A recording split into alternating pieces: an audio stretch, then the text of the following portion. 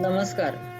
आजपासून सुरू होणाऱ्या शारदीय नवरात्रोत्सवाच्या आपणा सर्वांना हार्दिक शुभेच्छा. आज घटस्थापना आहे आणि घटस्थापना हा नवरात्रीचा पहिला दिवस असतो. नवरात्रीमध्ये नेमकं काय करतो आपण? नवरात्र म्हणजे काय? हे आपल्या सर्वांना खरं तर परंपरेने माहिती आहे. 9 दिवस साजरा करायचा सण म्हणून त्याला नवरात्र असं नाव आहे. याचबरोबर देवीच्या 9 रूपांची उपासना करण्याचाही हा सण आहे आणि म्हणूनही त्याला नवरात्र असं नाव दिलेलं आहे. या व्रताची सुरुवात ही अश्विन शुद्ध प्रतिपदेला होते. या दिवशी घट बसतात म्हणून त्याला घटस्थापना असंही नाव दिलेलं आपल्याला दिसतं. या पूजा पद्धतीमध्ये घरोघरी घट बसवणे हा जसा महत्वाचा भाग आहे, त्याचप्रमाणे अनेक घरांमध्ये कडक उपवास किंवा एक वेळचा उपवास करणे ही पण परंपरा आपल्याला दिसते. त्याचबरोबर देवी सप्तशती ग्रंथाचं पठण हा सुद्धा या उत्सवाचा एक महत्वाचा भाग आपल्याला पाहायला मिळतो. मुळामध्ये नवरात्र म्हणजे देवीची किंवा शक्तीची पूजा आहे, याबद्दल सर्वत्र आपल्याला एकमत पाहायला मिळतं. काही ठिकाणी तिच्या विविध रूपांची पूजा असंही आपल्याला मत दिसतं. आपण जर भारतीय सणांचा एकंदरीत आढावा घेतला तर असं दिसतं की बरेच सण आणि उत्सव हे अगदी प्राचीन काळापासून भारतामध्ये साजरे केले जात होते. काही सणांचे ऐतिहासिक लिखित पुरावे उपलब्ध असतात, काहींच्या मौखिक परंपरा असतात, काहींच्या बद्दल काहीच माहिती नसते पण ती परंपरा अनेको वर्ष सुरू असते. त्या प्रकारचा सण म्हणजे हा नवरात्र आहे असं म्हणायला हरकत नाही. या सणाबद्दलचे आपल्याला स्पष्टपणे लिखित पुरावे काहीही मिळत नाहीत, पण या सणाबद्दलची संकल्पना मात्र सर्व भारतभरामध्ये अतिशय स्पष्ट आहे. त्यामध्ये कुठेही कन्फ्युजन, गोंधळ असं काही आपल्याला पाहायला मिळत नाही. सर्वानुमते ही शक्तीची पूजा आहे, मातेची पूजा आहे आणि मातेची असल्यामुळे ती सृजनतेची पूजा आहे, नवनिर्मितीची पूजा आहे. आणि त्यामुळे आपल्याला असं दिसतं की घटामधनं येणारं धान्य जे आहे, त्याचबरोबर देवतांची 9 दिवस पूजा, या गोष्टी कायम नित्यनियमाने या काळामध्ये केल्या जातात. घटातून काहीतरी नवीन निर्माण होतंय म्हणजे ते सृजनतेचं प्रतीक आहे, हे सर्वांनी मान्यच केलेलं आहे आणि त्यासाठी नेहमी आपण घटामध्ये माती आणि धान्य टाकून त्याला पाणी घालत असतो, ज्यातून नवीन जीव जसा उत्पन्न होतो तशा प्रकारे नवीन धान्य आपल्याला नवीन आलेलं पाहायला मिळतं. आणि ही गोष्ट अनेको वर्ष सुरू आहे. या प्रकारची पूजा पद्धती ही अनेक वर्ष सुरू आहे असं आपल्याला दिसतं. जरी आपल्याला याचे काही स्पष्ट पुरावे लिखित स्वरूपात मिळाले नसले तरी सुद्धा जे संस्कृतीचे अभ्यासक आहेत, जे संशोधक आहेत, ते मात्र या सगळ्या प्रकाराकडे, या सर्व उत्सवाकडे, या समारंभाकडे, या सणाकडे एका वेगळ्या दृष्टीने पाहतात. त्यांच्या लक्षामध्ये असं आलेलं आहे की ही पूजा, ही उपासना ही आदिम काळापासून भारतामध्ये सुरू असावी. अनेक संशोधकांनी असं प्रतिपादन केलेलं आहे की यामध्ये जशी आपण वेगवेगळ्या प्रतीकांची पूजा करतो, देवतांची पूजा करतो, घटाची पूजा करतो, तशीच अनेक जाती जमातींमध्ये पशुबळी हा सुद्धा या सणाचा एक खूप महत्वाचा भाग आहे. अनेको वर्ष अनेक जी शाक्त देवस्थानं आहेत, म्हणजे शक्तीची उपासना करणाऱ्या लोकांची जे देवस्थानं आहेत, त्या देवस्थानांच्या ठिकाणी आपल्याला पशूंचा बळी हा नित्यनियमाने नवरात्रामध्ये दिला जातो असं दिसून येतं. मग जेव्हा आपण याची ऐतिहासिकता पाहतो, काही पुरातत्वीय पुरावे मिळत आहेत का हे पाहायचा प्रयत्न करतो, तेव्हा असं दिसतं की अगदी अश्मयुगापासून आपल्याला याचे पुरावे सापडतात. कल्पना अशी आहे की मृत्यूनंतर व्यक्ती परत आईच्या पोटात जाते, अशा प्रकारची धारणा त्या काळातल्या मानवाची असावी. कारण नेहमी आपल्याला अशा प्रकारचा विचार दिसतो की आईच्या पोटातून बाळ कधी येतं, जेव्हा ते मागच्या जन्मी ती व्यक्ती मृत पावलेली असते, त्यानंतर ती आईच्या पोटात जाते आणि त्या पोटातनं ती परत नवीन जन्म घेते. त्यामुळे आपल्याला बरेचदा अश्मयुगातील नंतरच्या काळातील दफनांमध्ये कशी सापडतात शरीर जी आहेत ती मृत लोकांची, मृताच्या शरीराचं दफन करताना त्याचे हातपाय पोटाशी घेऊन ते शरीर पुरत असत. जसं एखादं मूल आईच्या पोटामध्ये असतं, ज्याला क्राउचिंग पोझिशन असं म्हणतात, तशा प्रकारची पोझिशन, तशा प्रकारचं जी अवस्था त्या मृत शरीराची करून त्याचं शरीर बरेचदा पुरलेलं आपल्याला पाहायला मिळतं. कारण काय की ते मूल नंतर ती व्यक्ती नंतर आईच्या पोटात जाईल. दुसरी कल्पना अशी दिसते की जेव्हा एखाद्या स्त्रीच्या पोटामध्ये मूल असतं त्यावेळेला ते पोट मोठं दिसतं, म्हणजे एखाद्या कुंभ किंवा घटासारखं दिसतं. त्यामुळे कुंभ किंवा घट हे सुद्धा स्त्रीच्या गर्भाशयाचं प्रतीक म्हणून मानलं गेलेलं आहे. ज्यातून नव्याची उत्पत्ती होते. गर्भाशयातनं नवीन जीव जन्माला येतो आणि तसाच कुंभातनंही नवीन जीव जन्माला येतो. पण जर एखाद्या व्यक्तीला मृत्यूनंतर परत जन्म घ्यायचा असेल तर त्याला त्याच्या आईच्या पोटात जाण्याशिवाय काही पर्याय नाही. ही सुद्धा कल्पना आपल्याला रूढ असलेली दिसते. आणि म्हणून बरेचदा आपल्याला असं दिसतं की मृत व्यक्तीला पोटासारख्या दिसणाऱ्या घटामध्ये पुरण्याची पद्धत ही रूढ झाली. काही वेळेला लहान मुलांसाठी छोटेच 2 कुंभ तर मोठ्या माणसांसाठी मोठ्या आकाराचे 3-4 कुंभ दफनांसाठी वापरले जात असत. काही वेळेला असं दिसतं की मृत शरीराचं दहन करून नंतर त्या अस्थींचं दफन केलं जात असे. सिंधू संस्कृतीमध्ये किंवा इतर ताम्रपाषाणयुगीन स्थळं जी आहेत तिथे आणि नंतरच्या महापाषाणयुगीन स्थळांच्या ठिकाणी आपल्याला अशा प्रकारचे मोठ्या संख्येने कुंभातली दफनं ही सापडलेली आहेत. आपण जो आता फोटो पाहतोय तो सिंधू संस्कृतीमधला आहे. इथे या दोन्ही कुंभांमध्ये आपल्याला असं दिसलं की दहन करून मृत शरीराचं दहन करून त्याच्या अस्थींचं या कुंभामध्ये दफन केलेलं होतं. आपल्याला कल्पना आहे की हा काळ साधारणपणे इसवी सन पूर्व 2500-2500 म्हणजे आजपासून जवळजवळ 5000 वर्षापूर्वीचा म्हणायला हरकत नाही असा आहे.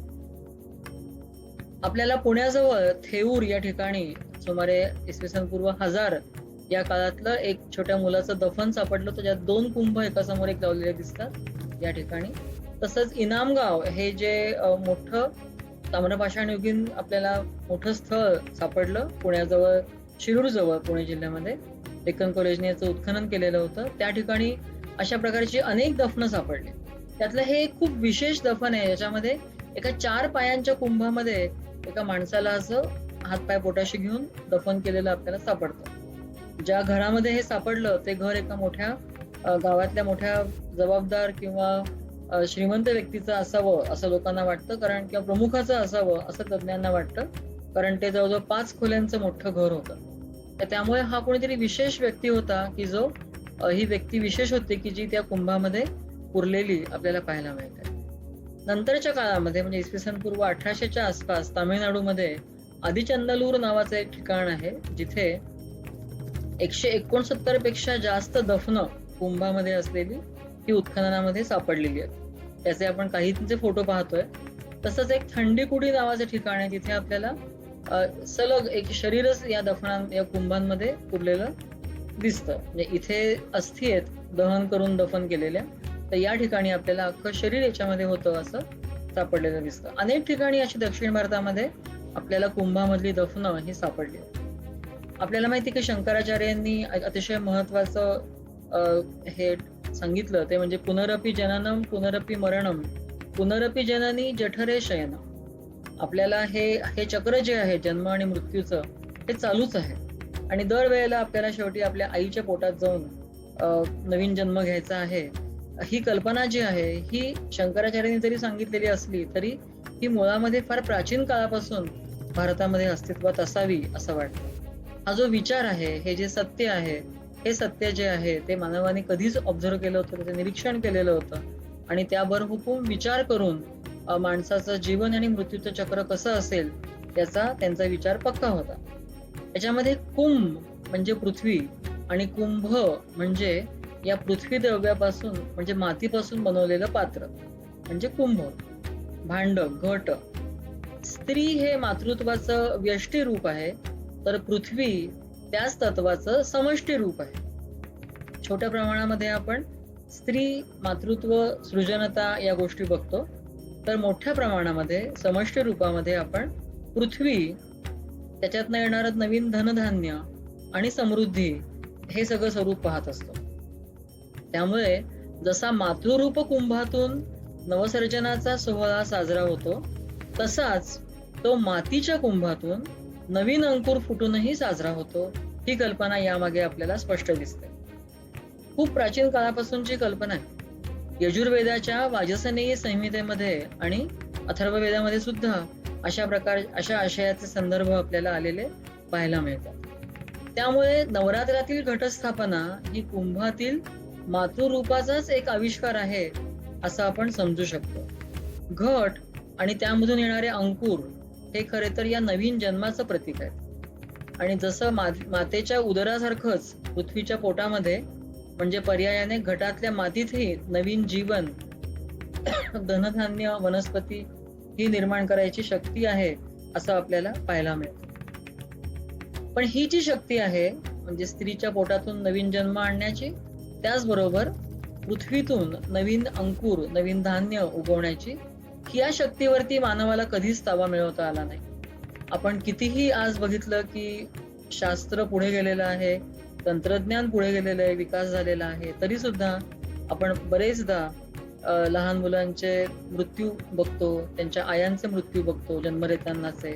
त्याचप्रमाणे एवढा पाऊस पडून कधी शेती येते, कधी येत नाही. या सगळ्या गोष्टी ज्या आहेत, ही जी शक्ती आहे, पृथ्वीची नवीन धान्य देण्याची शक्ती आणि स्त्रीची मातृत्वाची किंवा नवीन जीवाला जन्म देण्याची शक्ती, यावरती माणसाला ताबा मिळवता आलेला नाहीये असं आपल्याला दिसतं.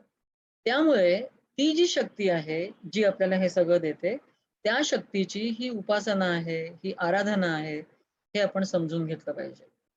त्यामुळे अशा प्रकारे आम्हाला नवीन अ, समृद्धी, नवीन प्रकारची समृद्धी येऊ दे, अशी ती उपासना आहे. तर आत्तापर्यंत मिळालेल्या समृद्धीची सुद्धा ही कृतज्ञता आहे, असं आपण म्हणू शकतो किंवा म्हणायला हरकत नाही. त्यामुळे 9 महिन्यांचं, ज्या 9 महिन्यांमध्ये स्त्री मुलाला मोठं करून जन्म देते, त्या 9 महिन्यांचं प्रतिकात्मक रीतीने 9 दिवस असं समजून त्यांचा हा नवरात्रांचा उत्सव आहे. नवरात्र म्हणजे 9 दिवस आणि रात्र. घरामध्ये कुंभ किंवा घट बसवून त्यामध्ये माती, धान्य आणि पाणी घालून नवीन धान्याचा अंकुर येऊ देणं, हा त्याच्यातला महत्वाचा भाग आहे. ज्यामध्ये जसं स्त्रीच्या पोटातनं नवीन जीव जन्माला येतो, तसंच कुंभ किंवा घटातनं नवीन धान्याचा अंकुर येणं आणि त्याची तशा प्रकारची उपासना करणं, इच्छा मनात धरणं, हा याच्यातला महत्वाचा भाग, ही संकल्पना आपण लक्षात घेतली पाहिजे. या काळामध्ये बऱ्याच ठिकाणी कुमारी मुलींची पूजा करून तिला भोजन दिलं जातं, काही वेळेला कपडे लत्ते दिले जातात. कशासाठी? तर भविष्यामध्ये तिच्या आयुष्यामध्ये जी सृजनता असणार आहे, जी यायला हवी आहे, त्याची ही आराधना आहे. यासाठी या सणाच्या उत्सवासाठी आपल्याला भारतामध्ये खूप प्रकारच्या प्रादेशिक पद्धती पाहायला मिळतात. जरी संकल्पना यांची एक असली, तरी त्यांचे आविष्कार मात्र वेगवेगळ्या प्रकारचे आपण पाहतो. त्याच्यामध्ये सगळ्यात प्रसिद्ध आहे ते म्हणजे गुजरातमधला गरबा. तसंच कर्नाटकामध्ये करगा म्हणून प्रकार आहे. महाराष्ट्रामध्ये घटपूजा तर आहेच आहे. आणि या सर्व प्रकारांमध्ये असे बरेच ठिकाणी बघायला मिळतात. त्या सर्व आविष्कारांमध्ये घटपूजा हा भाग खूप महत्वाचा आहे.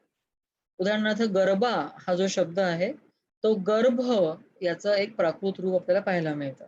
आणि इथे काय दिसतं? तर हा गरबा खेळत असताना एका लहान कुंभामध्ये एक दिवा लावून त्याच्या भोवती फेर धरतात. तो छोटासा दिवा, छोटासा कुंभ आणि त्याच्यामधला दिवा म्हणजे परत प्रतीक आहे ते गर्भाशय आणि त्यातला तो छोटासा जीव. तो कुंभ डोक्यावरती घेऊन त्याचीही उपासना काही स्त्रिया करताना आपल्याला पाहायला मिळतात. तेलंगणामध्ये सुद्धा अशा प्रकारच्या फुलांनी ते घट सजवले जातात. काही वेळेला आपण मगाशी पाहिलं तसं प्राण्यांचा बळी पण द्यायची पद्धत आहे. काय आहे की समृद्धी आपल्याला हवी आहे. त्यासाठी आपण देवीला किंवा देवाला नैवेद्याचं ताट देतो आणि अशी विनंती करतो, की अशा प्रकारचं अन्न जे तुला आम्ही देतोय, तसं आम्हाला ती समृद्धी आम्हाला मिळू दे. त्यामुळे नैवेद्याचं ताट जसं अन्न किंवा समृद्धी मिळू दे हे सुचवते, तसंच बळी दिलेल्या प्राण्यांच्या सारखे प्राणी म्हणजे समृद्धी आम्हाला मिळू दे, अशी भावना प्राण्यांच्या बळी देण्यामागची असते. आणि त्यामुळे आपल्याला असं दिसतं, की अनेक ठिकाणी काही वेळेला शाकाहारी नैवेद्य असतो, तर काही वेळेला असा मांसाहारी नैवेद्य देवीला असतो. कारण त्या भक्तांचा आहार जसा आहे, तशा प्रकारचा नैवेद्य देवाला दिला जातो. या सर्व संकल्पनेमुळे आपल्याला असं दिसतं, की भारतीय परंपरेमध्ये घट किंवा पूर्ण घट याची एक शुभचिन्ह म्हणून पूजा ही अनेको वर्ष होत आलेली आहे किंवा त्याचं अंकन जे आहे ते शुभचिन्ह म्हणून झालेलं आपल्याला भारतीय कलेमध्ये सुद्धा पाहायला मिळतं. भारतीय परंपरेमध्ये या सर्व प्रक्रियेच्या संकल्पनात्मक विकासाच्या वेगवेगळ्या टप्प्यांच्या जरी काही नोंदी नसल्या, तरी उपासनेतनं, धार्मिक विधींमधनं आणि व्रत उत्सवांमधून या अमूर्त संकल्पना आपल्याला सहज समजून घेता येतात. आपण आत्तापर्यंत त्यांचा थोडासा आढावा घेतलाच आहे. पण बौद्ध, हिंदू आणि जैन या धर्मांच्या कलेमध्ये सुद्धा आपल्याला या प्राचीन संकल्पनांना अतिशय महत्त्व दिलेलं होतं, असं सहज लक्षात येतं. इसवी सन पूर्व 200 ते 100 या काळामध्ये म्हणजे इसवी सन पूर्व दुसरं शतक खरं तर, ते पहिलं शतक या काळामध्ये झालेले वेगवेगळे स्तूपांची बांधकामं जी आहेत, त्याच्यामध्ये भारूत आणि सांची हे मध्य प्रदेशमधले अतिशय महत्त्वाचे स्तूप आहेत. या स्तूपांवरती आपल्याला जी कला आढळते त्याच्यामध्ये पूर्ण घट आणि त्यातून निघालेल्या वेली, त्यांच्यावरती दागदागिने दाखवलेले असतात. तसंच फळं, फुलं हे दाखवलेले असतात. यावरून ही पूर्ण घटाची संकल्पना आहे, हे आपल्याला सहज लक्षात येतं. इथे असं दिसतंय, की हा घट आहे. त्यातनं फुलं, पानं, वेलीवरती पक्षी पण दाखवलेले आहेत. अशा प्रकारची समृद्धी आमच्याकडे येऊ दे, ही ती उपासना आहे किंवा संकल्पना आहे. त्याचप्रमाणे सत्यनारायणाच्या पूजेमध्ये आपण बरेचदा असा घट म्हणजे आपण तर तांब्याच ठेवतो, पण त्याला कलश आणि त्यातनं येणारी पानं आणि नारळ हे प्रतीक पण त्याचंच आहे. नारळ हे प्रतीक मानवाचंच आहे हे आपल्याला माहिती आहे. आणि कुंभातनं बाहेर येणारं नारळ आणि पानं, फुलं हे सरळ समृद्धी, सृजनता याच गोष्टींकडे आपलं लक्ष वेधतं, हे आपण लक्षात घेणं अतिशय आवश्यक आहे. त्यामुळे पूर्ण घट म्हणजे घटातनं बाहेर येणारे पानं, फुलं आणि काही वेळेला नारळ हे सगळं आपल्याला सुचवतं, की हे सृजनता आणि समृद्धी याची ही उपासना इथे केलेली आहे. आपण मगाशी पाहिलं, की भारतीय कलेमध्ये पूर्ण घट हे शुभचिन्ह झालंच. आणि आता आपण पाहिलं ते काळाच्या ओघात आलेलं सत्यनारायण ही जी पूजा आहे, त्यातही तो कलश आहे, तो नारळ म्हणजे जो मानवाचं प्रतीक आहे, हे दिसतं. त्याच्या बाजूनी पानंही असतात आणि परत आपण इकडे सृजनता आणि समृद्धी यांची उपासना आहे, हे लक्षात घेऊ शकतो. अशा प्रकारे अगदी प्राचीन काळापासून ही सृजनतेची आणि समृद्धीची उपासना, पूजा भारतामध्ये सुरू आहे. त्याचबरोबर या निसर्गाने आपल्याला जे काही दिलेलं आहे, त्यासाठी कृतज्ञ राहून भविष्यातही समृद्धी आम्हाला कायम मिळावी, त्यासाठीची ही आराधना सुद्धा अनेको वर्ष, शेकडो वर्ष, हजारो वर्ष म्हणायला हरकत नाही, ती सुरूच आहे. नवरात्र हा त्याचा आजचा आविष्कार आहे. काळाच्या ओघात तो कसा-कसा बदलत गेला हे आपल्याला स्पष्टपणे कळत नाही. पण ही संकल्पना मुळात काय होती आणि ती आजही तीच आपली टिकलेली आहे, हे पाहणं खूप महत्वाचं आहे. या सणामध्ये, सणाच्या आविष्कारामध्ये, उपासना पद्धतीमध्ये पुढे विविध देवतांचं आगमन झालेलं दिसतं. 9 दिवसांच्या 9 देवी आपल्याला त्यांची नावं, त्यांची पूजा, उपासना ही बघायला मिळते. अगदी आत्ताच्या काळामध्ये काही लोकांनी माध्यमांनी विशेषतः 9 दिवसांचे 9 रंग, त्या 9 रंगांच्या साड्या या सुद्धा गोष्टी आणलेल्या दिसतात. अशा प्रकारे हा सण, हा उत्सव, हे व्रत किंवा ही आराधना, ही उपासना हळू बदलत गेलेली आहे काळाच्या ओघामध्ये. पण त्याची मूळ संकल्पना कुणीही विसरलेलं नाहीये, हे आपण लक्षात घेतलं पाहिजे. किंबहुना त्या संकल्पनेकडे आपलं लक्ष हे वेधलंच गेलं पाहिजे. कारण फक्त देवी नाही, तर ही शक्ती आहे, ही पॉवर आहे, की जी फक्त स्त्रीकडे आहे. शक्ती म्हणून शक्ती बघा, तिच्याकडे असणारी ही शक्ती आहे. देवी म्हणून शक्ती म्हणण्यापेक्षा स्त्री रूपाकडे असणारी ही शक्ती आहे, जी सृजनतेची आहे, जी सर्जनतेची, जी समृद्धीची आहे आणि त्याची ही उपासना आपण अनेको वर्ष करत आलेलो आहोत. हे समजून जर आपण हा सण साजरा केला, तर नक्कीच आपल्याला त्याचं महात्म्य कळायला मदत होईल. धन्यवाद.